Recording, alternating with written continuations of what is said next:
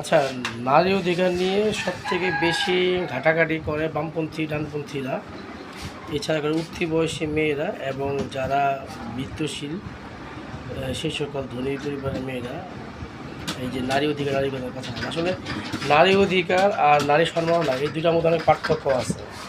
নারী অধিকার যদি হয় তখন নারী আর পুরুষ সমান সমান হয়ে যাবে, তখন কেউ কাউকে কম্প্রোমাইজ করবে না, সিম্পথি দেখাবে না।